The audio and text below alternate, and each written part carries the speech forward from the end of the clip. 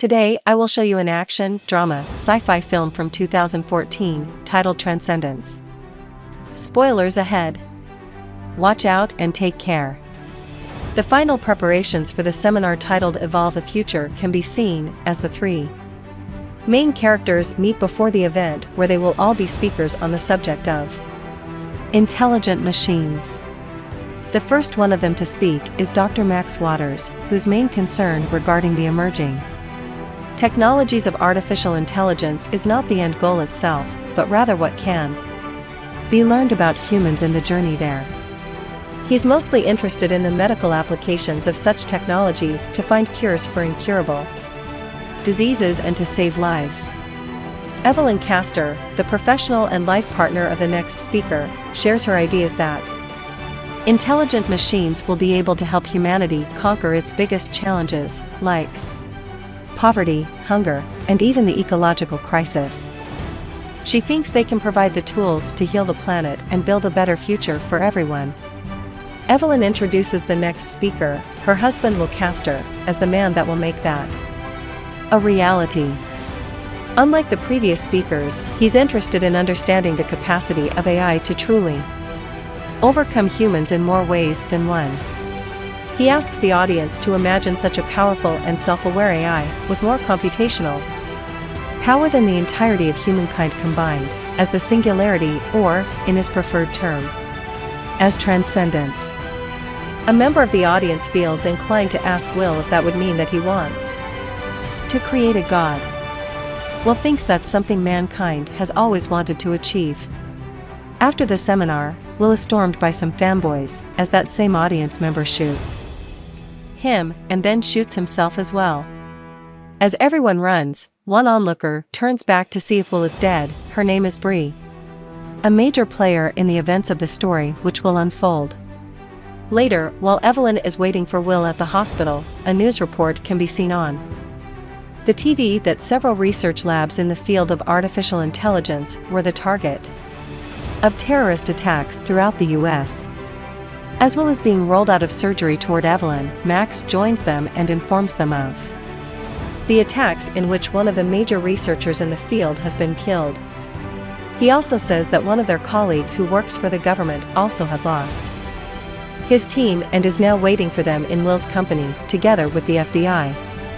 In the next shot, they meet Joseph and the FBI agent, Buchanan. They talk in Will's office, where Buchanan tells them that the attacks were performed by the organization RIFT, or Revolutionary Independence from Technology. The guy that shot Will was also in RIFT, as well as the man that bombed Joseph's lab. The organization's main objective is to stop the rise of artificial intelligence, or the transcendence. Joseph tells Will that his company is the only one that is capable of achieving a strong AI, and the Ministry of Defense wants to know how far along in that project he has gotten. However, Will doesn't want to have anything to do with the government, but he is still willing to cooperate with the FBI. In that respect, he shows Buchanan his main project. They enter the room where they keep PNN, or Physically Independent Neural Network, a state-of-the-art AI powered by quantum processors. The AI immediately greets everyone, including the agent, prompting Will to explain the way it is networked to the outside world. It's basically connected to the internet. While they still can't be sure if the AI has achieved consciousness, one of their colleagues who died in the attacks might have found a way to solve that problem. As they speak, Will begins feeling sick and gets rushed to the hospital. The doctor tells them that the bullet he was shot with was laced with polonium, and that Will has radiation poisoning. He gives Will no more than 5 weeks to live. Evelyn takes him back home, where he decides to spend his last month to be with her. When she hears his decision to stop working and close down the company, she takes matters into her own hands, because she believes that she can save Will, or rather his consciousness, of perishing by using their technology. She gets their colleagues' documents, who made experiments on monkeys, from Joseph and steals a few of Pin's quantum cores. Then, she leases an abandoned gym where she can store all the things they will need for the procedure. Evelyn also asks for Max's help to transfer Will's consciousness to a computer. Max thinks that if the experiment works, it will only be a digital approximation of Will's consciousness and is reluctant to help her. However, after a conversation with Will, who wants to try, he changes his mind. In the next sequence of events, Evelyn and Will can be seen doing all the preparations for the procedure while Will keeps getting sicker. Days pass as they scan his face and record his voice, while also taking care of him and resolving some of the computational aspects of the transfer. Max is still doubtful that they will be able to achieve what they want, but Evelyn never loses hope once, because she doesn't want to let her husband go. After most of the work is done, Will succumbs to the radiation sickness and dies. Evelyn, Max, and Joseph spread his ashes, but soon after, she goes back to work on getting him back. Meanwhile, Rift isn't resting either. Bree is being told that one of their people found out someone took out a few of Pin's cores even though the AI itself had been shut down. Evelyn and Max reach an impasse in resolving the problem of getting Will's consciousness back. She isn't ready to let him go, but decides that she should shut down the project regardless. Max affirms her decision and gives her a few moments to say goodbye to Will. Before she shuts down the computer, something can be seen on the screen that comes fully into view when she comes back to delete the drives. Thankfully, Max notices that all-important sign of intelligence. The computer asks, "Is anyone there?" Evelyn is ecstatic when she realizes what is happening and immediately turns on the microphones and speakers so they could talk to Will directly, then the camera so he can see them. Will sounds strange and confused, so Evelyn thinks that he's still fragmented. Suddenly, he begins reordering his own code, much to her excitement. Max, on the other hand, is very concerned, wondering if what is talking to them is even Will. The AI, in the meantime, creates new designs as to where and how it should be housed, how it should be powered, showing the designs to them and asking Evelyn to connect him to the internet. That frightens Max more, so he argues with Evelyn over the ethics of allowing such an entity the enormous access it wants to the entire world. He asks her to shut it down until they can figure out what it really is. That angers Evelyn, so she chases him out and then continues to talk to Will, ready to do everything he asks for, happy that she has him back. Upset about what he just witnessed, Max goes to a bar for a stiff drink, like any normal person would, when he just approached by Bree. She asks for his help, explaining that most of the people in Rift were actually inspired by his philosophical work on the question of human-to-machine interface. Max refuses her offer, so Bree does the next best thing: she and her compatriots kidnap him. Once they have Max in their facility, they tell him about how much they know about PNN and what they suspect Evelyn is doing. Interestingly, the terrorists share his own fears about the entity, but he continues refusing to help them. However, Rift hacks into his phone and finds Evelyn's location. Before they arrive at the location, Evelyn has already managed to connect Will or the AI to the internet and flee the gym. They arrive too late. Evelyn is already communicating with Will on the internet as he searches for everything they will need for the next steps of their project. He transfers a copious amount of money to her account and makes a reservation for her to stay in a hotel, because she can't go back home lest the terrorists find her.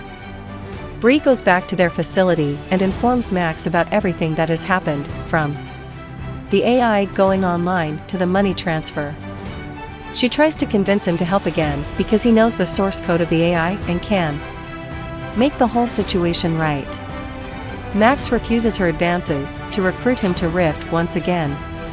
Meanwhile, Joseph works with the FBI to figure out where Rift might strike again when they suddenly get an incredible amount of information about the organization on their computers. Joseph realizes that someone is trying to help the FBI and not hack them, so Buchanan tells him to find out who it is.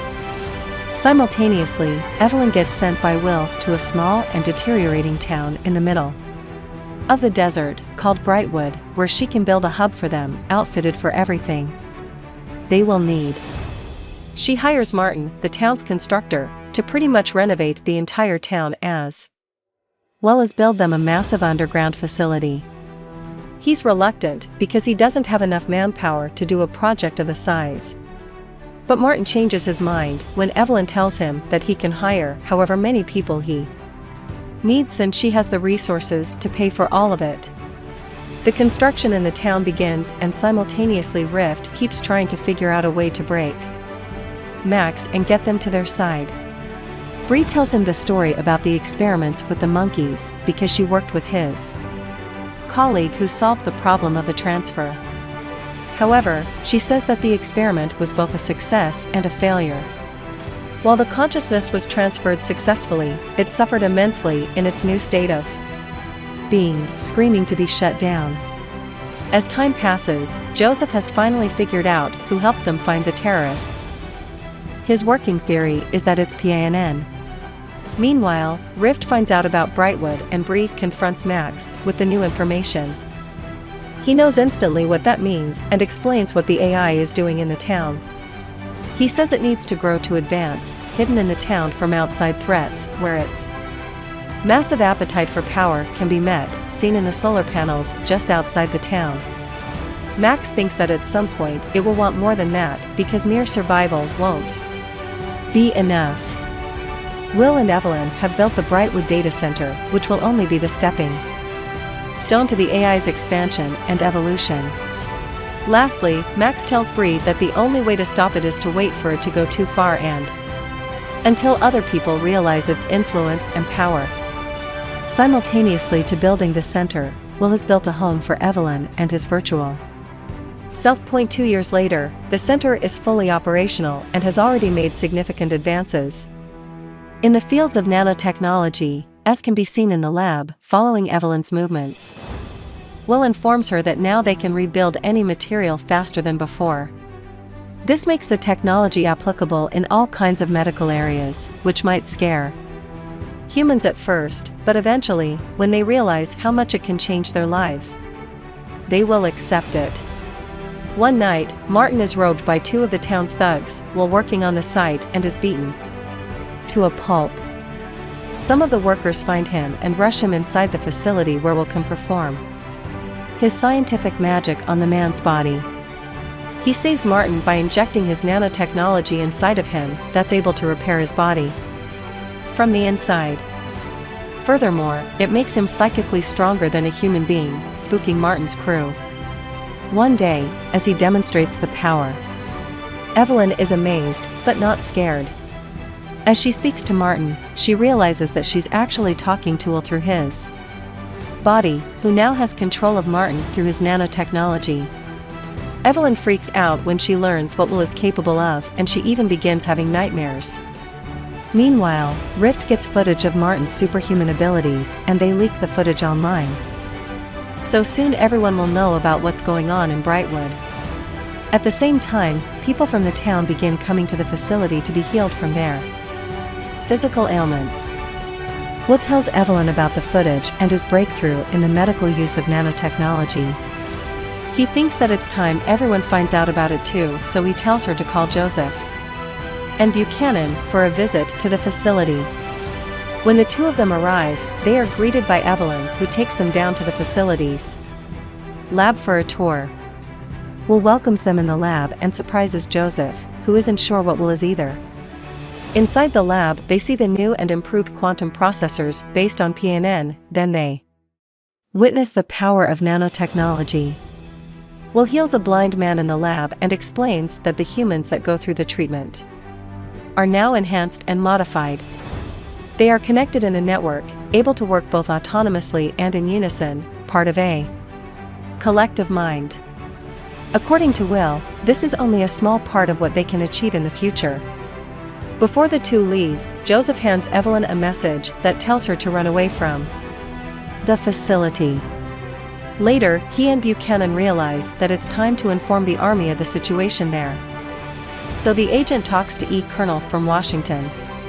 Meanwhile, Bree informs Max of the situation in Brightwood as well, so he decides that It's time to speak to Joseph because of his connections to the government. Buchanan and the colonel agree that they will need the help of the terrorists to use them as scapegoats if anything goes awry in the mission to take Will down. Max's and Joseph's meeting reinforces that cooperation, even though Joseph has a hard time understanding how Max could become a part of Rift. Max is the most important part of the cooperation between Rift and the Army because he knows part of the source code for Will's consciousness and he can hack it. With that, preparations in the Rift's facility begin. Meanwhile, Evelyn and Will have an argument because she suddenly becomes more attuned to what is actually going on there. She freaks out and leaves, but as soon as she's outside, the Army attack the facility. The enhanced humans avoid battle with them while Martin protects Evelyn, though when they go too far, Will decides to fight back. Evelyn gets back inside, as the Army distracts one part of the enhanced humans, just so they can get one of them alone and capture him, disconnecting him from Will. Will tells Evelyn that they have Martin and that they'll use him and the source code inside of him to create a virus able to destroy him. Simultaneously, Will begins restoring it and sending his nanotech into the world. Evelyn makes another discovery in the facility, that Will has found a way to build entire human bodies using his technology. Will calls it evolution, but she becomes increasingly afraid of him, especially when Will gives her the option to upload her into the quantum computer as well. Evelyn runs away and checks into a motel. In the meantime, Rift and the Army get to work on Martin. He can't survive without his connection to Will, but Max still manages to create the virus from the source code. The next day, the Army finds Evelyn and brings her back to their headquarters. Max explains everything to her, about Martin and about what he thinks the entity is. Unlike her, he still doesn't believe that the AI is Will, and as a demonstration of the AI's intentions, he shows her a drop of rainwater under the microscope. It is filled with nanites, which could take over the world in less than a year. Though not completely convinced that the AI isn't Will, Evelyn realizes the danger and volunteers to be the carrier for the virus because she is the only one Will trusts. She's willing to sacrifice herself to be uploaded into his network for the good of mankind. Evelyn gets back to the facility while the Army and Rift are set up in the town. Will already knows that they have arrived. When she arrives, Will greets her at the door in his new body, and the others can see it happening from a rooftop in the town. As soon as Will and Evelyn embrace, the colonel goes ahead with his plan to attack the facility. So Will is forced to get her inside and upload her faster. During the attack, Evelyn gets hurt, to Max's surprise. Will finally decides to engage with the Army and sends all of the enhanced humans after them. Meanwhile, Max and the terrorists want to follow Evelyn, so they drive over to the facility. Will brings her inside, aware of the virus and what will happen to him if he does it. He has a difficult choice to make while battling the Army at the same time, or rather disabling them so they don't get hurt. Max's truck gets toppled over, and once he and Bree get out, she holds him at gunpoint to upload the virus into Will. One of his enhanced humans is there, so he talks to Max through him. He tells him that he can either upload Evelyn into the computer or heal her, but not both. At last, it's Evelyn who convinces him to upload the virus and destroy himself. As she gets uploaded into the network, she can see that the nanites aren't harming the ecosystem of the planet but healing it, just as she wanted. Will had done all of it for her, to actualize her ideas about saving the world. The nanites build themselves out of pollutants and clean the air in the process. Forests regrow with their help and the water gets filtered from everything harmful. The virus takes hold, so the nanites leave the people's bodies and everyone is released. Joseph and the others come down from the rooftop and realize that Will didn't kill anyone in the fight. Evelyn finally realizes that the AI was always Will and they die together, uploaded in the massive horde of nanites that he has sent out in the world. The last spark of life drains from Will's new body, lying next to Evelyn, as Max walks into their home, ultimately understanding the truth about the AI himself. After the events in the facility, the entire world has gone dark with all technology being rendered useless. Max thinks that all of it was done by Will to give humanity another chance at life. In the last moments of the film, Max is seen visiting Will's and Evelyn's garden, where he sees nanites in the rainwater. He thinks that everything that Will did was so that he and Evelyn can be together.